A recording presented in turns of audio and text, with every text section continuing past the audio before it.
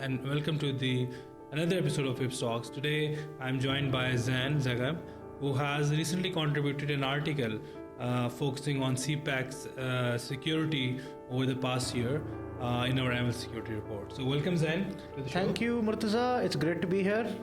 So then we will discuss about the dynamics and the developments, particularly about CPEC in Pakistan and how it has and how these developments have affected the development of CPEC, right? So your report shows that Pakistan has built an extensive security architecture for China-Pakistan economic corridor, yet attacks continue. In your review, is this primarily a failure of capacity, coordination, or broader political context? This is a combination of coordination and political matters. You see, Pakistan has capacity and it has done so. There is a special security division already created. But the issues that have arisen are a result of lack of coordination.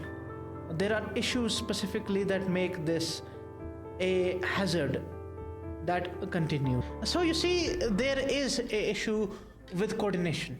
This comes from the core problems that Pakistan faces. There is not one threat to CPEC. There are multiple threats to peace in Pakistan. And CPEC is a high visibility target for many actors, whether it is Baloch insurgents or terrorists or other extremists with an agenda, or anyone seeking to use violence to threaten the Pakistani government.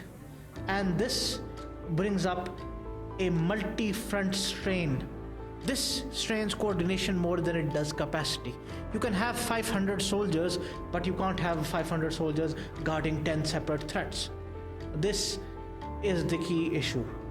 Then there is the problem that there is in certain areas very low trust in society for the government. People do not feel that this will benefit them. That leads them to have no protective instinct for CPEC. And furthermore, this has meant that Pakistan is left dealing with a situation where the CPEC employees are a prime target by multiple groups, and it must somehow predict what each of these are doing to try and stop them. Then there is also the fact that there is evidence, as recorded in the report, that several times there have been lapses in judgment by CPEC employees and companies who have shown that they have mismanaged or outright ignored the standard operating procedures of their own companies, given by the Pakistani government or by any other security advisory organization. And this leaves them open to a risk exaggeration, which increases it from a possible problem to a genuine threat.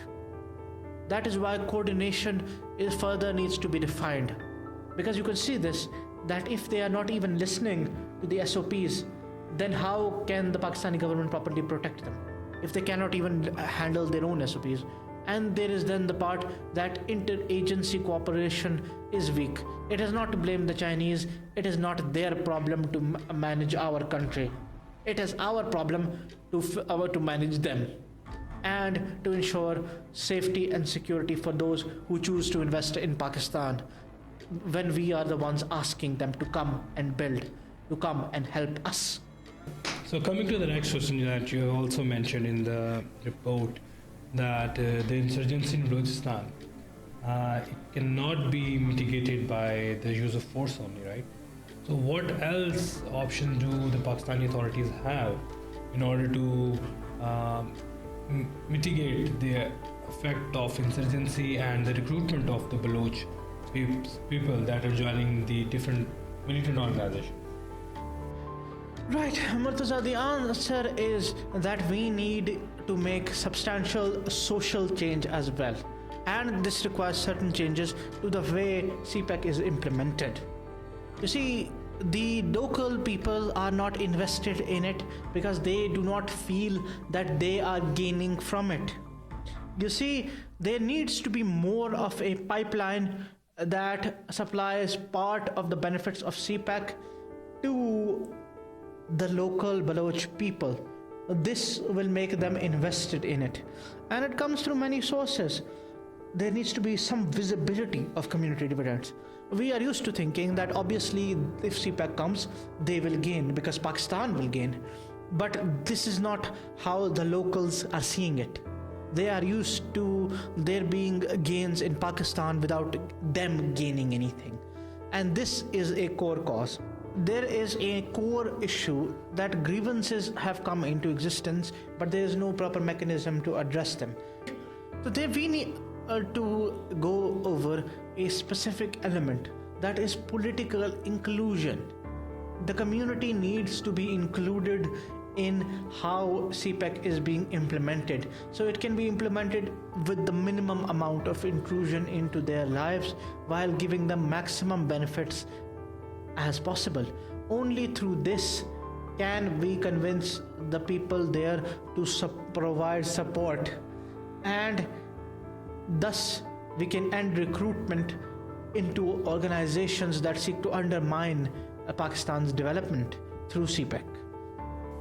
Okay, so how you see cross-border terrorism impacting the CPEC security problems? Because your core argument is that it's a central obstacle for the CPEC. What's your take on this? It is very much, that is very much my point. And yes, it is a very crucial element. The porous border is a big problem because you see, Pakistan has conducted many special operations inside of Pakistan itself. But the problem remains, yes, you can degrade networks by eliminating people who are moving inside Pakistan networks, but the real people who are ordering and organizing those actions are in Afghanistan. So long as you do not actually go into Afghanistan, there is a limit as to what you can do. They can just rebuild their networks again and again and again. It becomes a game of cat and mouse. So while the regime in Kabul remains unwilling to handle things, it remains a crucial impediment to CPEC, as these people can constantly build their networks again and again. Furthermore, the porous border creates a specific area where Pakistan's control weakens due to people going in and out. Pakistan has attempted to create more border defenses, but the border is enormous. We cannot accurately stop an entire region's border. So you see, Pakistan can deal with facilitation. It can deal with terrorists inside Pakistan.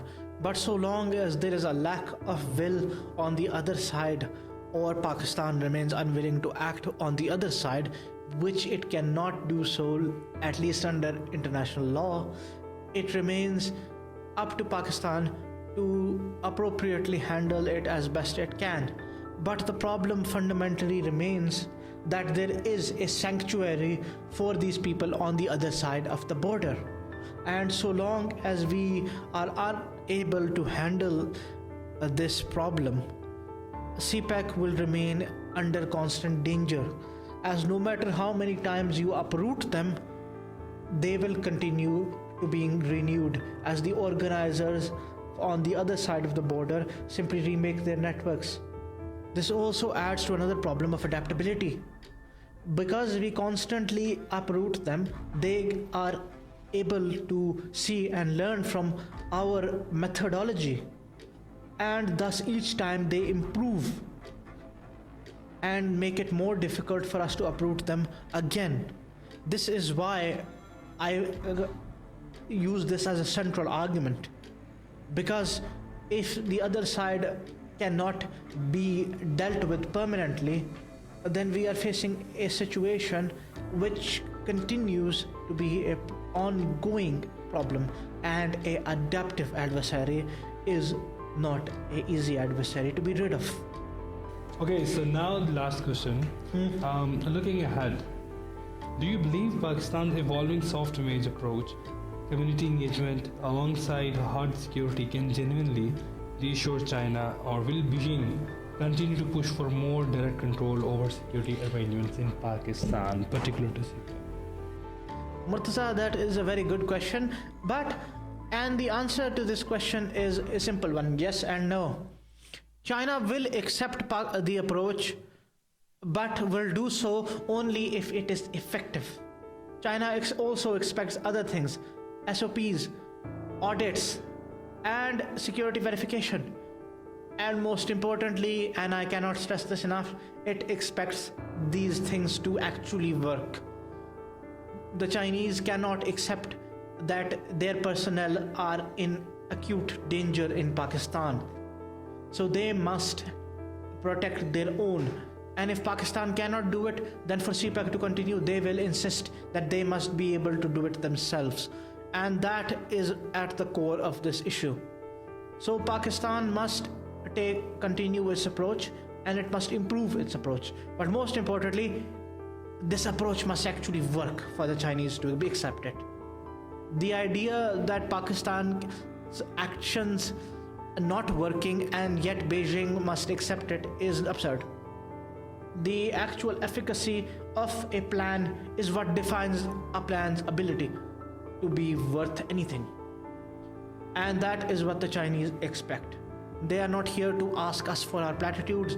They want security, and they want a stable environment for both their investment, their capital, and their people. And that is why the situation is as it is. But thankfully, there is an excellent relationship between Islamabad and Beijing. Pakistan has been a long ally of China. Thus, the Chinese are also our great friends.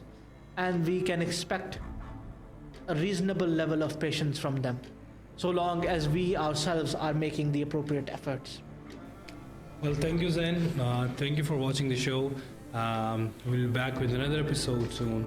Do like, subscribe, and share the content. Thank you.